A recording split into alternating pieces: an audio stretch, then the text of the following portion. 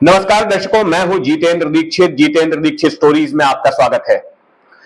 दर्शकों, महाराष्ट्र में विधानसभा के चुनाव हो रहे हैं और इन चुनाव के दौरान दोनों ही बड़े गठबंधन महाविकास आघाड़ी और महायुति एक दूसरे पर आरोप प्रत्यारोप कर रहे हैं और बड़े बड़े दावे कर रहे हैं। एक दावा दोनों तरफ से यह है कि दोनों ही गठबंधनों ने राज्य में विकास का काम किया है और ऐसे में अगर हम रियलिटी चेक करने को निकलें और मुंबई शहर की बात करें तो आइए जानते हैं कि आखिर मुंबई के विकास में किस गठबंधन ने या फिर कहें कि किस पार्टी ने बड़ी भूमिका अदा की है। हम कुछ इंफ्रास्ट्रक्चर प्रोजेक्ट्स की बात करेंगे और जानेंगे कि उन्हें कंसीव किसने किया और फिर उन्हें पूरा किसने किया और कुछ ऐसे प्रोजेक्ट्स जिनके पूरा होने में रुकावट किसने डाली।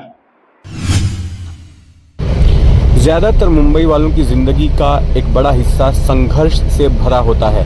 ये संघर्ष होता है घर से दफ्तर और दफ्तर से घर के बीच सफ़र करने का।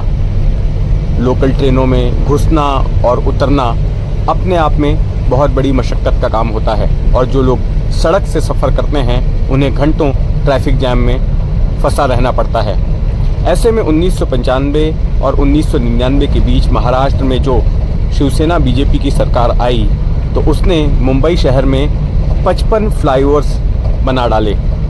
तब नितिन गडकरी महाराष्ट्र सरकार में पीडब्ल्यूडी मंत्री थे और उन्होंने इस प्रोजेक्ट को लिया और न केवल मुंबई में 55 फ्लाईओवर्स बनाए बल्कि मुंबई के आसपास के शहर जैसे ठाणे और नवी मुंबई में भी इस तरह के प्रोजेक्ट्स को अंजाम दिया गया, जिससे अब सिग्नलों पर कार चालकों को, जो लोग सड़क से सफ़र कर रहे हैं, उन्हें घंटों इंतज़ार नहीं करना पड़ता है।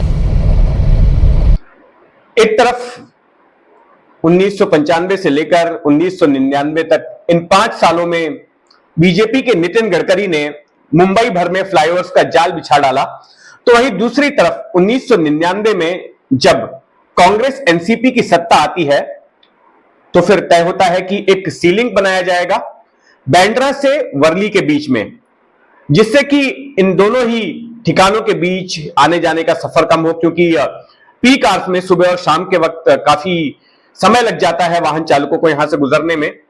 और अगर समुद्र के ऊपर से ये पुल बनाया जाता है, ये सीलिंग बनाया जाता है तो काफी राहत मिलेगी।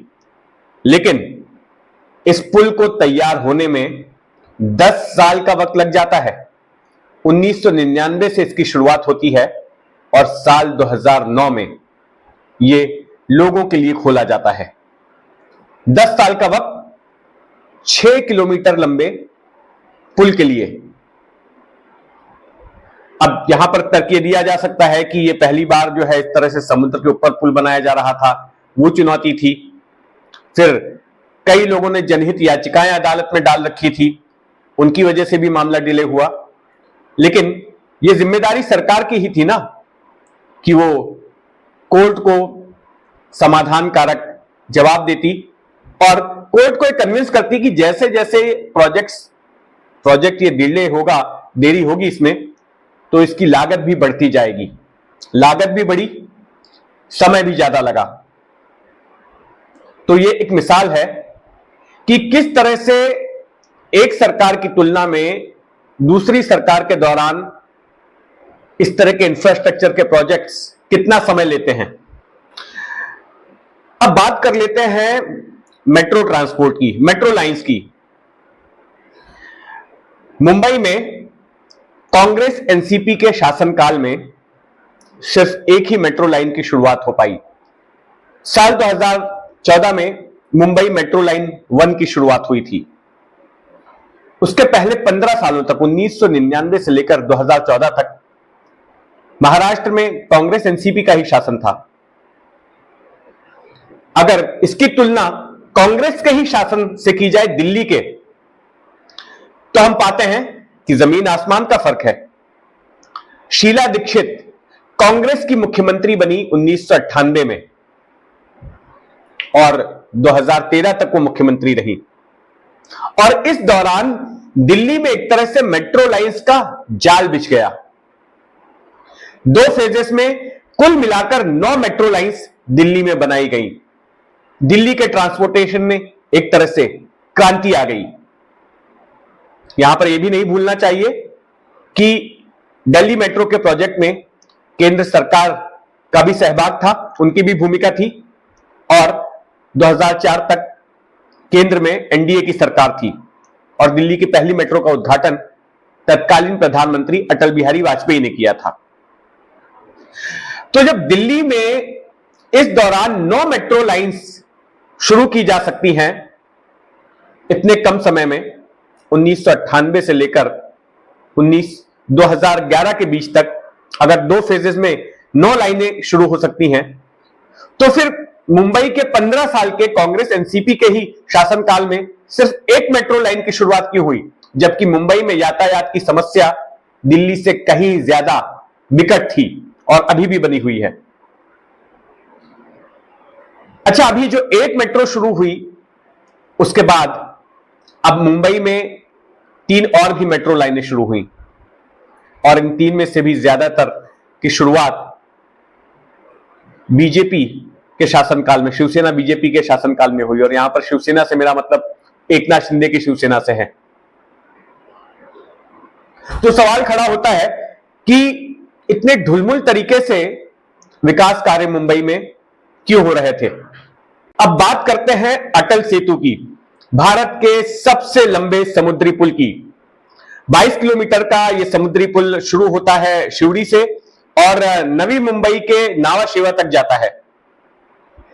अब इस तरह के समुद्री पुल का कॉन्सेप्ट कई दशकों पहले जो है वो सरकार ने लाया था और 1999 से लेकर के 2014-15 तक करीब 4 बार प्रयास किए गए थे इसके निर्माण को शुरू करने के लिए। निविदाएं भी जारी की गई थी, टेंडर भी जारी किए गए थे, कंपनियां तैयार भी हुई थी, लेकिन बताया जाता है कि इस दौरान राज्य में जो कांग्रेस एनसीपी की सरकार थी उनकी आपसी खींचतान की वजह से यह प्रोजेक्ट शुरू ही नहीं हो पाए और अटेम्प्ट दर अटेम्प्ट होते गए।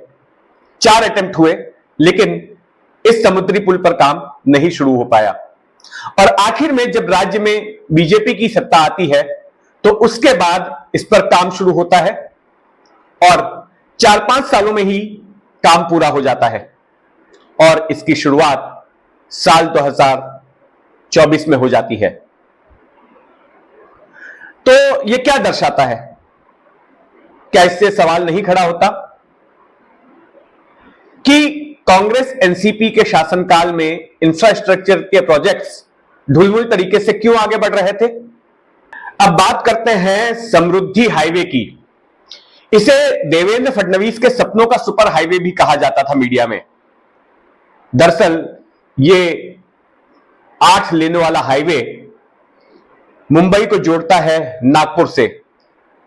700 किलोमीटर का यह फासला बड़ी आसानी से तय हो जाता है।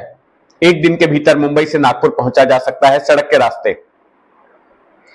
और यह संकल्पना जो है बीजेपी का जब पहला शासनकाल था देवेंद्र फडणवीस का 2014 में, उसी दौरान इसको कंसेप्चुअलाइज किया गया था और अब ये लगभग पूरी तरह से बनकर तैयार है। ना केवल नागपुर बल्कि और भी दूसरे शहर जैसे कि औरंगाबाद या फिर नासिक, वहां भी अब तेजी से पहुंचा जा सकता है। तो यह हाईवे भी एक मिसाल है कि किस तरह से उस शासनकाल में इंफ्रास्ट्रक्चर के प्रोजेक्ट्स तेजी से तैयार हो रहे थे, लेकिन वहीं दूसरी तरफ कांग्रेस और एनसीपी के शासनकाल में देरी हो रही थी।